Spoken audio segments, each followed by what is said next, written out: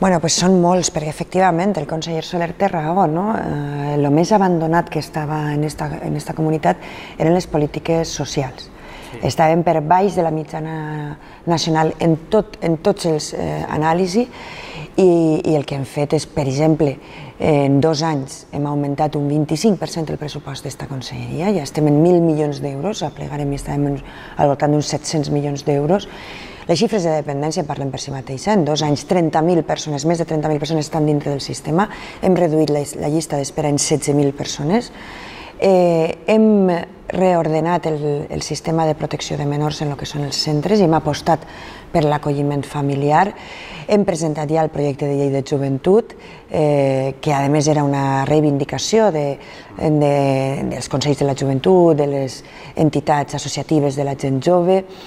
Hem aconseguit també ja tindre un territori lliure de la patologització de la transsexualitat. En aquest moment la llei trans a més ja està aprovada, la qual atorga drets a les persones trans. Hem aconseguit també que en diversitat funcional, les persones amb discapacitat, hagin augmentat exponencialment les places residencials i les places d'atenció en centres d'ocupació, centres ocupacionals, centres residencials, centres de dia. Hem aconseguit també en violència de gènere, que també era un àmbit molt abandonat, augmentar el pressupost en les xifres que estan demanant les associacions feministes i a més augmentar els recursos. En aquest moment ja hem dignificat el recurs de Dona 24 Hores de València, que s'ha traslladat a un immoble digne i no al lloc on estava, que era un lloc fosc i trist i absolutament inadequat per a tractar a dones que el que necessiten és un poc de llum en la seva vida. El mateix està a punt de passar en Dénia, amb el centre. Estem a punt d'obrir el centre en Torrevieja, en el que queda d'any. Anem a tindre un centre de recuperació integral en València, també de manera imminent, i un centre d'emergència. Vull dir, el que ens hem plantejat és que a final de legislatura totes les ciutats de més de 100.000 habitants tinguin un recurs per a les dones en situació de violència de gènere. Estem treballant en la llei d'infància i adolescència, que era una assignatura pendent també, sobretot perquè tenim que adaptar-nos a les noves legislacions que ja porten 2 anys en marxa. En fi, com jo sempre dic, la meva conselleria és la conselleria de la vida, perquè tractem totes les edats, totes les circumstàncies, persones xiquets i xiquetes, persones en discapacitat, dones en situació de violència, els joves, les persones majors. En el tema de persones majors també hem tret un concurs de 3.300 places residencials, entre altres coses perquè el Tribunal Superior de Justícia havia declarat il·legal l'antic model del Partit Popular, el model conegut com a Blasco-Cotino, i ja s'estan adjudicant els lots, vull dir, i a més augmentarem sensiblement les places per a persones majors i en les persones en situació d'empobriment, que també la part d'inclusió també és una cosa que nosaltres treballem. Ja està el projecte de llei en les Corts de renda valenciana d'inclusió, que és una renda que el que pretén és ser l'instrument de lluita contra la pobresa, que junta amb el Pla VICS, que és el Pla Valencià d'Inclusió i Cohesió Social, que és el full de ruta que territorialitza la lluita contra l'empobriment,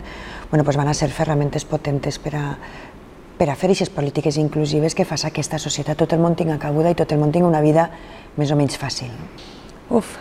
N'hi ha moments durs, cada volta que maten a una dona, és un moment molt dur, i són d'aquests moments en què la ràbia te pot, i tens que fer el minut de silenci i te dones compte que en aquesta societat queda molt per fer. Òbviament, la gestió del que va ser tota la reordenació del sector dels centres de menors va ser també un moment difícil, però també ho és quan arribarem a donar en compte fins a quin punt estava de mal la dependència, discapacitat, la renta garantida de ciutadania, que té que ajudar a les persones més vulnerables. Ja en Castelló i en Alacant ja estem al dia en aquest moment i en València hem avançat molt. És de veres que hi ha hagut moments molt difícils, però també és de veres que n'hi ha moments molt dolços en aquesta conselleria, perquè quan visites un centre i veus la cara de la gent, o en Xàtiva, que vam obrir un centre per a malalts mentals, i te llitgen una carta d'agraïment, te posen els pèls de punta, quan la gent t'escriu cartes a diari agraint el que s'està fent, i són xicotetes coses però que afecten a tota una estructura familiar, quan has solventat la situació crítica d'una família, no només afecta a la persona que ja té un recurs o que ja es té, sinó a tot el seu voltant familiar. Pues és bonico, no? Jo tinc més dies dolços que amargs, la veritat. Bueno, efectivament queden moltes coses per fer, moltíssimes, perquè així també hem de treballar en les expectatives de la gent. A nosaltres no ens donaren una vareta màgica, i arreglar i arribar i fer com les fades, i tocar-le... On no n'hi ha un col·legi, que n'hi ha barracons, ara n'hi ha un col·legi. A banda, els tràmits de l'administració són extremadament lents. Aquesta sí que és una cosa que resulta molt frustrant, la lentitud de la burocràcia, i canviar una inèrcia de 20 anys també és difícil. Però vaja, jo quan me repte de la nostra conselleria queda, jo crec que una llei fonamental, que és la reforma dels serveis socials, i és que totes les mesures que nosaltres estem posant en marxa en aquest moment queden blindades per una llei. El que és tornar a posar en valor els serveis socials dels municipis, el que suposa, a més, caminar cap a uns serveis socials universals i no assistencials o caritatius com estaven conceptuats en el passat, que a més els serveis socials siguin aquesta tercera pota inqüestionable de l'estat de benestar, com ho és educació, com ho és sanitat, i que en la mentalitat de les persones estiga clar que tot el món en algun moment podem passar per els serveis socials del nostre municipi, ja siga per alguna qüestió d'una discapacitat, o ja siga perquè hem tingut una maternitat, una paternitat, i que n'hi hagin ajudes per a això, en fi, per a les circumstàncies que siguen, que els serveis socials no siguin vist com una cosa que només afecta una part de la societat, sinó que tinguin aquesta vocació universal. Ningú pensa que quan va a la sanitat és un bitxo raro, no? No, simplement t'has posat malalt i te tenen que curar. En lo social passa igual. Tu pots tindre una època en la teva vida, per sort o per desgràcia, en la que necessites dels serveis socials, i això no és més estrany que passar per la sanitat o passar per el sistema educatiu.